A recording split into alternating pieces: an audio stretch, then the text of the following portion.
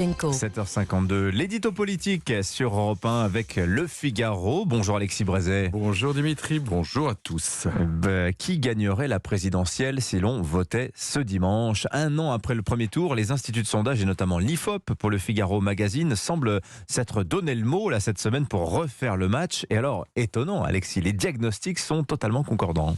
Effectivement Dimitri, ils se sont posé cette question, alors un peu théorique, mais enfin éclairante. Que se passerait-il si l'élection avait lieu aujourd'hui avec exactement les mêmes électeurs qu'il y a un an? Les mêmes acteurs. Exactement. Et alors la réponse c'est quoi? D'abord, qu'Emmanuel Macron recule. Ce qui n'est guère étonnant, vu le climat créé par la réforme des retraites et puis tous les ennuis qui s'abattent sur lui depuis une année. Il recule nettement. 3 points pour l'IFOP, 5 points pour Elab, mais il ne s'effondre pas. Vaille que vaille, le socle macroniste composé de retraités et d'urbains plutôt aisés continue de résister.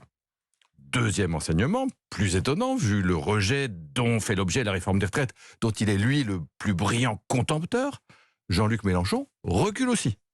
Et sensiblement dans les mêmes proportions, 3 points et demi ici, 4 points et demi là. On l'a vu dimanche en Ariège, le bruit et la fureur, ça ne paie pas. Et le troisième enseignement, vous l'aurez déduit de vous-même, c'est Marine Le Pen, absente des cortèges, qui, elle, a toutes les raisons de se frotter les mains. Non seulement elle gagne entre 7 et 8 points selon les instituts, ce qui fait qu'aujourd'hui elle serait largement en tête au premier tour, mais il y a plus. Selon Elab, dans l'hypothèse, alors évidemment fictive, d'un second tour Macron-Le Pen, elle l'emporterait cette fois par 55% contre 45% face à l'actuel président. 10 points d'écart. Ouais, 10 points d'écart, c'était jamais arrivé dans aucun sondage qu'elle l'emporte, et c'est évidemment une bombe politique. Alors la question qui se pose évidemment, Alexis, ce scénario-là pourrait préfigurer la prochaine présidentielle? Oula, prudence, 2027 c'est loin, et une hirondelle sondagière n'a jamais fait le printemps. Ce que manifeste cette rafale de bons sondages en faveur de Marine Le Pen, c'est d'abord la réussite indéniable de la stratégie de respectabilisation qu'elle met méthodiquement en œuvre, aussi bien sur le plan doctrinal, l'abandon de la sortie de l'euro, l'abandon de la retraite à 60 ans, que sur le plan de la pratique politique, avec ce qu'on pourrait appeler la tactique de la cravate, vous savez, des députés RN. Bon, cette stratégie, notamment grâce à l'effet de contraste avec les vociférations des mélenchonistes, il faut bien constater que dans les études d'opinion, plus que dans les élections partielles, il est vrai, elle commence à porter ses fruits.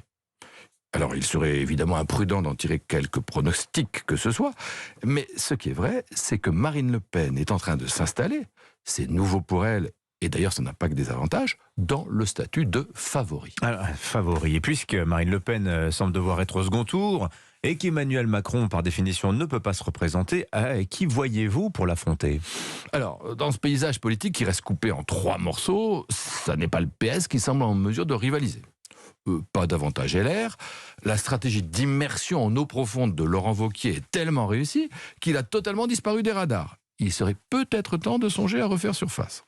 Le plus probable face à Le Pen, c'est un candidat du corps central dans la lignée d'Emmanuel Macron. Édouard Philippe est de loin le mieux placé, mais les macronistes, pour l'instant, ne veulent pas entendre parler de lui. Alors, ce sera Mélenchon qui affrontera la candidate RN. En dépit de ses outrances, même si ça n'est pas très réjouissant, il peut encore se qualifier. Bon, nous verrons bien.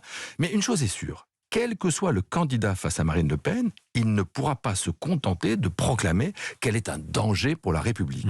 Ce reproche-là, aujourd'hui, ne fonctionne plus.